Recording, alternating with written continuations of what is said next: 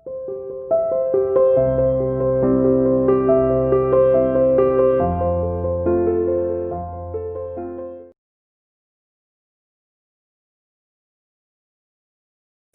are you? You are welcome to CR International Online Classes. आज का आपका topic the crusades है। Crusades होते हैं धर्म युद्ध, इनको हिंदी में हम धर्म युद्ध कहते हैं। इसके अंदर बेटा हिंदी मीडियम में 37 असाइनमेंट है, इंग्लिश मीडियम में 20 है और दोनों का कॉमन टॉपिक है इसके अंदर। सबसे पहला क्रूसेड जो है 1098 से 1099 में लड़ा गया। ये किस किस के बीच लड़ाई हो रही थी?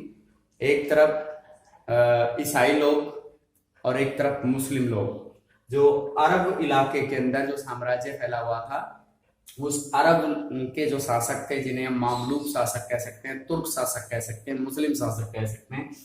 ये दूसरी तरफ जो क्रिश्चियंस थे, सभी क्रिश्चियंस आ गए इसमें, इंग्लैंड के भी, फ्रांस के भी, इटली के भी, वे सब मिलके और इनके खिलाफ लड़ रहे थे। तो इसके अंदर हम देखेंगे the soldiers in the particular the French and the Italian soldier displayed remarkable bravery in the first crusade. पहले धर्म युद्ध के अंदर दोनों फ्रांसीसी और इटली के सैनिकों ने बहुत जबरदस्त वीरता का प्रदर्शन किया, यानी उस युद्ध में बहुत हिम्मत से इन्होंने काम लिया। उसके बाद कैप्चर्ड एंटियोक इन सीरिया, इन्होंने पहले युद्ध में एंटियोक नामक शहर पर कब्जा कर लिया जो कि सीरिया में पड़ता है, एंड क्लेम्ड जेरूसलम, और जेरूसलम पर दावा पेश किया, यानी एक तरह से इसको भी अपने कब्जे में कर लिया। तो जेरूसलम क्या है? जेरूसलम एक पवित्र धार्मिक शहर है जिसका संबंध ईसा मसीह के साथ है, और जितने भी क्रिश्चियंस हैं वो चाहते हैं कि हमारे अपने नियंत्रण में ये पवित्र शहर हमारे नियंत्रण में रहे। मुस्लिम एंड जीव्स स्लॉटर्ड, मुस्लिम इस दौरान क्या हुआ, पहले धर्म युद्ध के दौरान, कि मुस्लिम और यहूदियों को बहुत बुरी तरह से सताया गया, उन्हें मारा पीटा गया, काटा गया। उसके बाद Muslim writers called the Christians फिरंगी। मुस्लिम राइटर्स ने इसकी आलोचना की कि ये बहुत ही गलत है, इस तरीके से इनको नहीं करना चाहिए था, और इन्होंने फिरंगी नाम दिया। जैसे कि इंडिया के अंदर भी अंग्रेजों को हम फिरंगी के नाम से भी जानते थे और उनको फिरंगी बुलाते थे।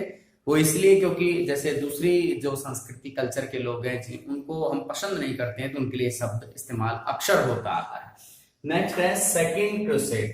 दूसरा क्रूसेड 1145 से 1149 के बीच लड़ा गया है। As a result of Turkish occupation of Edessa in 1144 AD, 1144 में 1144 के अंदर एडेसा पर तुर्क लोगों का नियंत्रण स्थापित होने के तुरंत परिणाम स्वरूप यह युद्ध लड़ा गया। Pope called the Christians for the second crusade. Pope जो कि धर्माधिकारी होते हैं, जो कि पोप कोई भी पोप है किसी भी जैसे चर्च के अंदर धर्माधिकारी होता है, और उसे सभी को मोटिवेट किया, जितने भी क्रिश्चियंस थे सभी ईसाइयों को उसने दूसरे धर्म युद्ध के लिए मोटिवेट किया कि आपको लड़ना पड़ेगा क्योंकि एडेसा पर हक हो गया है और इस तरीके से हम अपना हक वापस प्राप्त करेंगे। Combined German and French army strived to capture Damascus. Germany और फ्रांस की दोनों की जो सेना थी उन्होंने मिल करके डेमेस्कस शहर पे कब्जा करने की कोशिश की, यानी नियंत्रण हुआ नहीं था, कब्जा करने की कोशिश की, बट कुड नॉट सक्सेड, लेकिन वो सफल नहीं हो पाए क्योंकि मुस्लिम जो सैनिक थे वो ज्यादा तो संख्या में होंगे या ज्यादा ताकतवर मजबूत हालत में थे।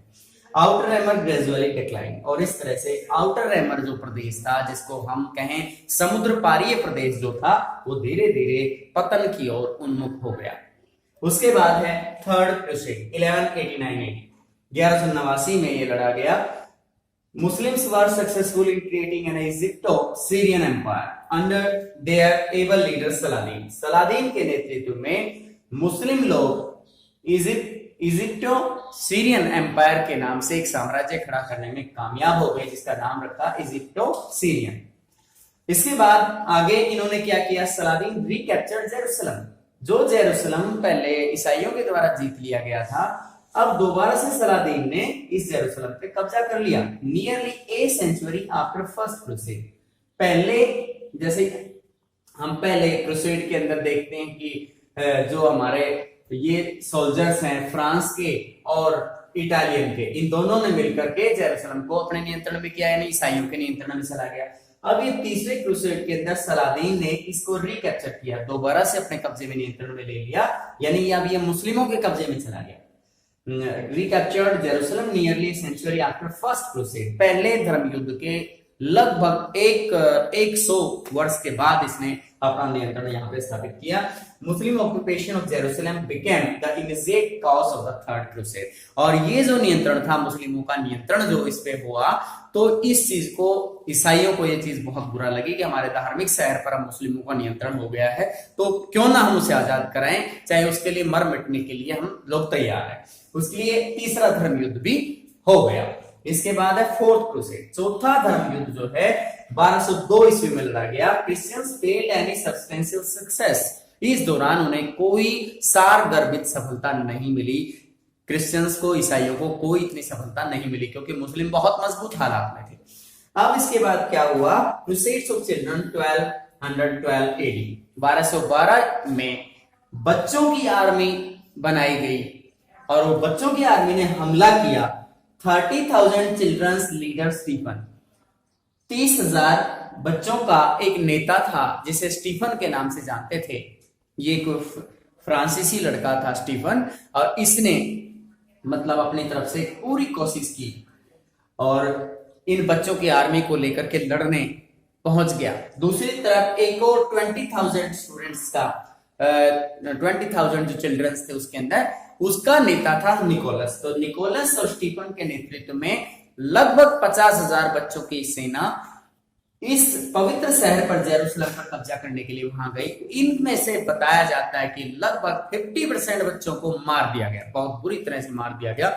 बचे हुए बच्चों को स्लेव बना दिया गया, यानी उन्हें अपना गुलाम बना लिया गया। तो ये हमने देखा इसके रिजल्ट्स, ये उनकी घटनाओं पर हमने प्रकाश डाला कि पहले धर्म युद्ध हुआ तो उस दौरान जैसे हम देख रहे हैं कि बढ़त हुई है, ईसाइयों की बढ़त मिली है, ईसाइयों ने अपना कब्जा ज्यादा महत्वपूर्ण तरीके से साबित किया है। दूसरे जो क्रूसेड के अंदर हम देखते हैं कि तुर्क लोगों ने एडेसा पर हमला किया, तो इसलिए पोप बेनेडिक्ट ने बुला लिया कि दोबारा से हमें युद्ध लड़ना पड़ेगा। दूसरा धर्म युद्ध इसकी वजह से हुआ। और इसके बाद हम देखते हैं कि थर्ड क्रूसेड के अंदर मुस्लिम फिर ताकतवर साबित हो रहे हैं। इजिप्ट और सीरियन एम्पायर इन्होंने खड़ा कर लिया है। और चौथे धर्म युद्ध में भी क्रिश्चियंस को कोई इतनी बड़ी सफलता नहीं मिली, और इन बच्चों की आर्मी ने जरूर अपनी तरफ से पूरी कोशिश की, लेकिन ये भी कामयाब नहीं हो पाए। धन्यवाद।